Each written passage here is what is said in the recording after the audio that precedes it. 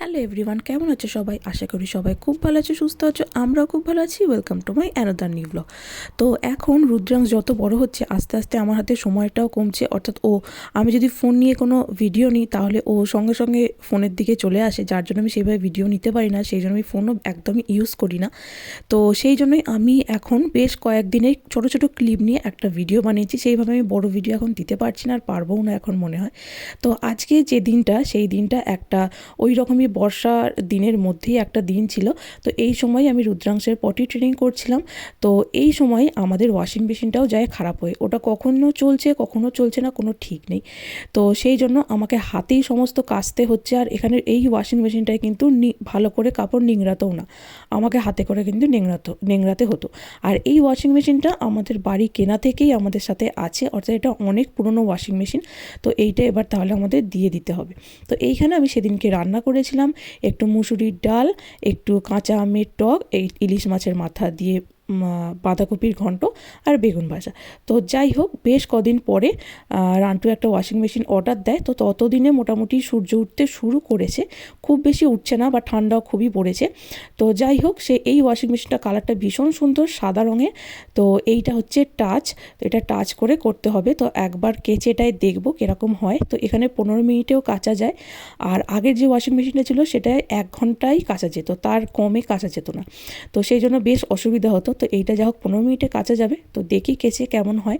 তো চলো, আজকে হচ্ছে রুদ্রাংশের জন্মদিন।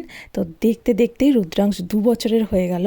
তো আজকে আমি ওর জন্য করেছি, এই কৌটোটায় আছে হচ্ছে ইলিশ মাছ ভাপা, আর এইখানে আছে মূলো ভাজা, আলু ভাজা, করলা ভাজা আর বেগুন ভাজা। আর এই যে ইলিশ ভাপাটা বের করে নিয়েছি, এটা ওই সর্ষে পোস্ত দিয়ে ভাপা করেছিলাম। তো এইবার এইখানটা একটুখানি পরিষ্কার করে নিয়ে তারপর ওকে একটুখানি সাজুগুজু করিয়ে নিয়ে আমি একটু আশীর্বাদ করছি, আর সমস্ত কিছু সাজিয়ে গুজিয়ে ওকে খেতে দিয়েছি। ও হ্যাঁ করেছিলাম তো একটু পায়েস আর একটুখানি প্রুনের চাটনি। তো এই দিনটায় যে আমরা এত কিছু করতে পারবো আগে থেকে কিন্তু আমরা বুঝতে পারিনি। মানে 2 সপ্তাহ আগে হয়তো বুঝেছি, কিন্তু এর 2-3 দিন আগে আমাদের যেভাবে শরীর খারাপ হয়েছে আমি ভাবতে পারিনি যে এত কিছু আমরা করতে পারবো, আর রুদ্রাংশ এত কিছু খেতে পারবে বলে। তো কদিন আগে কি হয়েছে, জাস্ট এটা 2 দিন আগেই আমার এবং রান্টুর হয়েছিল ফুড পয়জন। তো সেই জন্য আর আমার আসছিল জ্বর, যার জন্য আমাদের খুবই শরীর খারাপ ছিল। তারপর আবার রুদ্রাংশের সেই সময় হয়েছিল, মানে একদমই পটি করতো না, মানে আমাদের এদিকে পটি থামছে না আর ওর ওদিকে পটি হচ্ছে না। ও প্রায় 3-4 দিন ধরে পটি করেনি। তো সেই জন্য আমরা ডাক্তারের কাছে যাই ওই জ্বর অবস্থাতেই। তো তখন ডাক্তার বলেন যে যেহেতু ওর পটি ট্রেনিং হচ্ছে ওই জন্য হয়তো ও পটি করতে চাইছে না। অনেক সময় বাচ্চারা এটা করে, এটা নর্মাল। তো সেই জন্য উনি ওষুধ দেন, আর সেই দিনই রান্টু গিয়ে নিয়ে আসে। তবে ওষুধ খাওয়ানোর আগেই ও নিজে থেকে পটি করে। তো পরে আমরা বুঝতে পারি ওটাও বদমাইশি করেই করছিল। এই যে এই ওষুধটা, তো এই ওষুধটা ওকে ড্রপে করে খাওয়াতে হবে। তো ওকে তো ওষুধ খাওয়ানো ভীষণ মুশকিল। এই ওষুধটা কিন্তু খারাপ নয় খেতে, নর্মাল জলের মতোই, একটুখানি মিষ্টি মতো।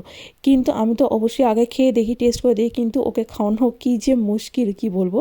তো ভাগ্য ভালো ওষুধ খাওয়ানোর আগেই ও পটি করে। তো খুবই ভালো হয়েছে। তো আস্তে আস্তে শরীর ঠিক হতে আমি এইগুলো করি অনেক কষ্টে, আর ও দেখি আনন্দ করে খায়।